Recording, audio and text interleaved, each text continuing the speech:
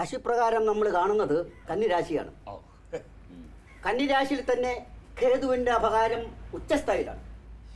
പ്രശ്നമാണ്.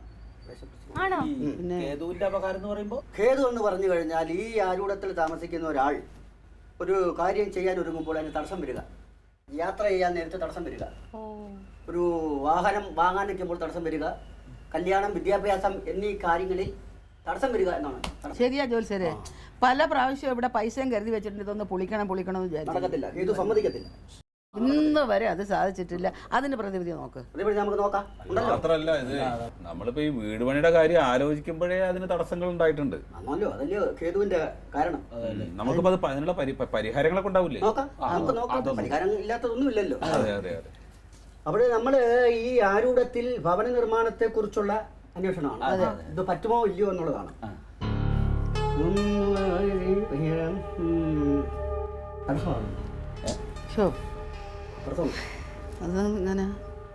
ഇത് പൂർവികന്മാർ ഈ വീട് വെച്ചിരിക്കുന്നത് തന്നെ ഒരു പ്രത്യേക ആരൂഢത്തില്ല. ഭൂമിയുടെ ഉയർന്ന തട്ടിലെയും താഴ്ന്ന തട്ടിലെയും വസ്തുക്കൾ തമ്മിൽ ചേർത്തുകൊണ്ടുള്ള ഒരു ആരൂഢമാണ് ഇങ്ങനെ. അല്ല അത് അങ്ങനെ, അത് പണ്ടത്തെ വീട്.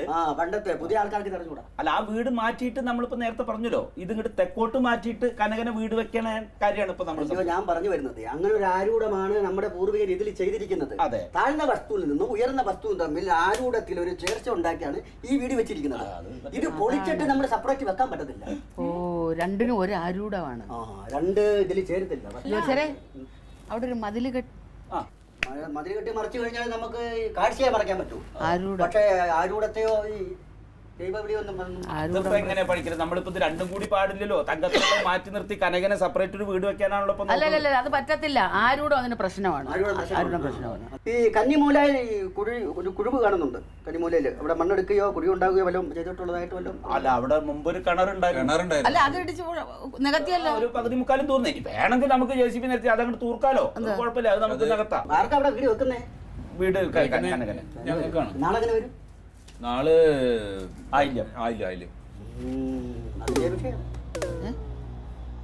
ഇത് നമ്മുടെ ഈ കബഡിയിൽ കണ്ടത് പ്രകാരം ഈ വസ്തുവിന്റെ കന്നിമൂലയ്ക്ക് തെക്ക് പടിഞ്ഞാറായിട്ട് ഒരു സർപ്പക്കാവിന്റെ സാധ്യതകളുണ്ട്. ഉണ്ടായിരുന്നോ അങ്ങനെ?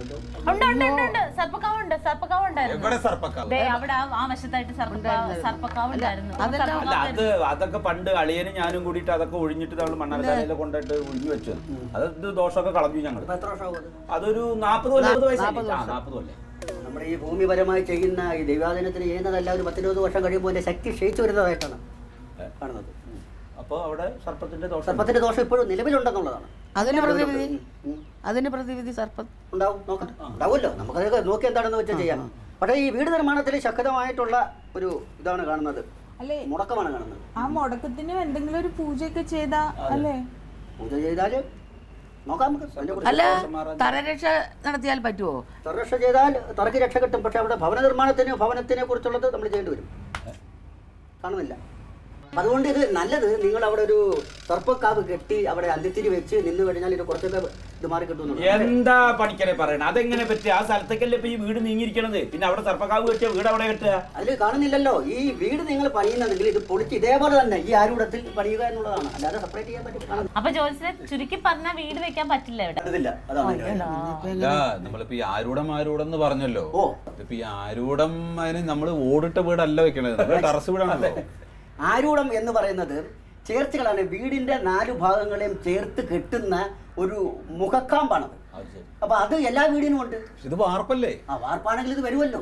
എടാ, ഭൂമിയിലൂടെ അല്ലേ ആരൂഢം നോക്കുന്നത്, അല്ലാതെ വാർപ്പിലാണ് നോക്കുന്നത്. അതാണ് ഇപ്പൊ പ്രശ്നം വന്നിരിക്കുന്നത്. ഈ ഇതിൽ വെക്കാൻ പറ്റത്തില്ല. ഇവിടെ ഇപ്പൊ സെപ്പറേറ്റ് ഒരു വീട് വെച്ചു എന്ന് വെക്കാം. അതിലെന്തെങ്കിലും ദോഷമുണ്ടോ? ഉണ്ടല്ലോ. ആ വീട്ടിനുള്ളിൽ കഴിയുന്നവർക്ക് സ്വസ്ഥതയോടെ കഴിയാൻ പറ്റത്തില്ല. ജീവഹാനി, മരണഭീതി, പിന്നെ എന്നും ആശുപത്രിയിൽ കിടക്കാൻ പറ്റും. പിന്നെ അലർജി, ആസ്മ, തുമ്മല്, ഇതെല്ലാം വരാനുള്ള സാധ്യതകളാണ് ഇത് കാണുന്നത്. അല്ലടാ, ഏത് ദിവസവും ആശുപത്രിയാ. കൊട്ടൻ ചുക്കാതി വാങ്ങിച്ച് മടുത്ത്. അവര് മക്കളും ഇല്ല. തലയിലും തെക്ക് മൂലക്കുന്ന ഓട് വീണതാ. അപ്പോഴാണ് ഞങ്ങൾക്ക് ആകെ സംശയം ഉണ്ടായി തുടങ്ങിയത്. അങ്ങനെയാണത്. ഞാൻ പറഞ്ഞത്, ഞാൻ ഇതിൽ കബഡിയെ കണ്ട കാര്യങ്ങൾ പറഞ്ഞു. എന്നെക്കാളും നല്ല ആളോട് നിങ്ങൾക്ക് അത് നോക്കിക്കാം. നമ്മൾ തടസ്സമല്ല. അപ്പൊ അപ്പൊ ഈ വീടിന് ഈ ഭാഗത്ത് ദോഷമുണ്ട്. ഉണ്ട്. കനകന് കൊച്ചുങ്ങളില്ലാത്തൊരു വിഷമം ഉണ്ട് നമുക്ക്. അതുകൊണ്ട് ഈ രാശിയിലല്ലേ നിൽക്കുന്നത്. ഇവിടെ ബെഡ്റൂം എവിടെ മാസ്റ്റർ ബെഡ്റൂം സത്യം പറഞ്ഞ തെക്ക് ഭാഗത്താണ്. അവിടെ സർപ്പകാവല്ലേ, അവിടെ കൊണ്ട് ബെഡ്റൂം കൊണ്ട് വെച്ച് കഴിഞ്ഞാൽ ഇത് ദൈവങ്ങളിത്. അപ്പൊ ഇങ്ങോട്ട് വീട് വെച്ച സന്താനത്തിനെ അത് ബാധിക്കും. സന്താന ഉത്പാദനത്തിന് ബാധകമാണ്. നമ്മളിത് പല ഭവനങ്ങളിലും കാണുന്നത് അശ്രദ്ധമായിട്ട് വീട് വെച്ച് അവരുടെ സുഖ സൗകര്യങ്ങൾക്ക് വേണ്ടി പോകുന്നതോടെ കുഴപ്പം. പൂർവികർ ഇതെല്ലാം കണ്ടറിഞ്ഞ് വെച്ചതാണ് അല്ലേ മച്ചി? അല്ല, ഈ ദോഷം മാറിയിട്ട് ഈ സർപ്പത്തിനൊക്കെ എന്തെങ്കിലും ചെയ്താൽ വീട് വെക്കാൻ പറ്റുമോ എന്നൊന്ന് വെച്ച് നോക്കിയാൽ. പ്രതിവിധിയുണ്ട്. നിങ്ങളിത് തെക്കോട്ട് വെക്കുകയോ വടക്കോട്ട് വെച്ച് എന്താന്ന് വെച്ച് ചെയ്തു. നിങ്ങൾ വേറെ ആരെങ്കിലും കൊണ്ട് ചെയ്യും. എനിക്കിത് വേറെ ജോലിയുണ്ട്. അല്ല, ഇത് ദോഷം അറിയാനാണ്. ദോഷമാണ് ഞാൻ പറഞ്ഞത്. നിങ്ങൾക്ക് ഇത് കുഞ്ഞുങ്ങളെ, എനിക്ക് വേറെ കാര്യങ്ങൾ നോക്കാനുണ്ടെന്ന്. ഞാൻ കുഞ്ഞുകൊണ്ട് പരാതിനോട്ട് കഴിയുന്നവനാ, അറിയോ?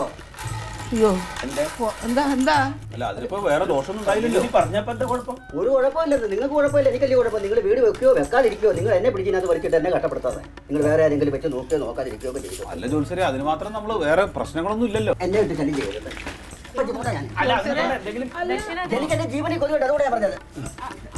ജോത്സരെ, ഞാനിത് ഇന്ന് ഇന്നലെ തുടങ്ങിയതല്ല. പാരമ്പര്യമായിട്ട് ഞങ്ങൾ ജ്യോത്സ്യര. എന്തെങ്കിലും കവടി പ്രകാരം ദോഷം കണ്ട പിന്നെ ഞങ്ങളത് നോക്കൂല. നിങ്ങൾ എഴുതി വെച്ചോ, നിങ്ങൾ ഈ വീട് പൊളിച്ച് നിങ്ങളുടെ ഇഷ്ടപ്രകാരം വീട് വെച്ചാൽ മരണം ഉറപ്പ്. അല്ല വന്ന പൈസ പൈസയൊക്കെ നമ്മൾ വാങ്ങിക്കും പാരമ്പര്യമായിട്ട്. അല്ല, ഇയാളിതെല്ലാം കൂടെ അങ്ങനെ വാരി പെറുക്കിട്ട് ഓടിയത്. അല്ല, അവർക്ക് ദോഷം ഉണ്ടാവും. ഇത് അത്രയും സീരിയസ് ആയിട്ടുള്ള മാറ്ററാ. അതെ, ഈ വീട് വിളിച്ചിട്ട് പുതിയ വീട് കെട്ടാന്നുള്ള ബുദ്ധി ഉണ്ടല്ലോ, അതങ്ങോട്ട് ഉപേക്ഷിച്ചോ. പിന്നെ ഇനി കാശൊക്കെ ഉണ്ടാവുമ്പോ എവിടെയെങ്കിലും സ്ഥലം മേടിച്ചൊരു വീട് വെക്കാം. അതുവരെ ഇവിടെ കിടന്ന് ദുരിതം അനുഭവിക്കണമെന്നാണ്. എല്ലാം വിധി, അല്ല എന്താ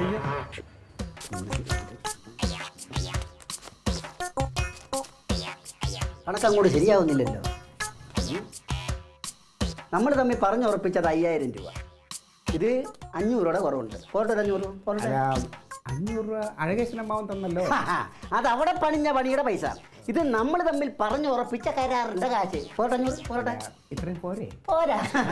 സത്യസന്ധമായി ജോലിസം നോക്കി ജീവിച്ചുകൊണ്ടിരുന്ന എനിക്ക് കഷ്ടകാലത്തിനൊരു ചെറിയ സാമ്പത്തിക ബുദ്ധിമുട്ട് വന്നപ്പം നീ പറഞ്ഞ ഉടായ്പരി ഞാൻ കൂട്ടി നിന്ന്. എന്നിട്ട് നീ എനിക്കിട്ട് കവടി നിരത്തുന്നു അല്ലേ? മര്യാദയ്ക്ക് ബാക്കി കാശ്. അല്ല, എൻ്റെ കയ്യിൽ ഇല്ലാഞ്ഞിട്ടാണേ. അല്ല, അങ്ങനെ പറഞ്ഞാൽ പറ്റത്തില്ലല്ലോ. കാശ് തരണമല്ലോ. ഇതേപോലെ കേരളത്തിൽ വീട് വെക്കാൻ പറ്റിയ ഒരു ഭൂമി ഇനി വേറെ ഉണ്ടാവണം. അങ്ങനെയുള്ള ഭൂമി ഞാൻ കൊള്ളത്തില്ലെന്ന് പറഞ്ഞ് ഈ ഗതികേടിലാക്കിയത് കൊണ്ട് മര്യാദയ്ക്ക് കാശിയാ. എൻ്റെ ക്ലീറ്റസേ, ഇനി അങ്ങോട്ട് ചെന്ന് ഒന്നുകൂടെ കവടി നിരത്താനൊന്നും അധികം സമയമൊന്നും വേണ്ട. അതുകൊണ്ട് വീട് വെക്കണോ അതോ പൊളിക്കണോ? വെക്കണ്ട, പൊളിച്ചാൽ മതി. തരാം. എന്നാ പോട്ടെ, ഇങ്ങോട്ട് 500 തരാം. പോട്ടെ പോട്ടെ.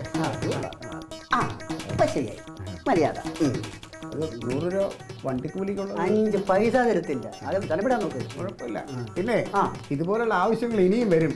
അപ്പോഴും ഞാൻ വിളിക്കും, എന്നെ സഹായിക്കണം. തീർച്ചയായിട്ടും, ഉറപ്പായിട്ടും. പക്ഷെ അന്നത്തെ എൻ്റെ ശമ്പളമേ ഇതല്ല, ഇതിൻ്റെ ഡബിളാ, 10000.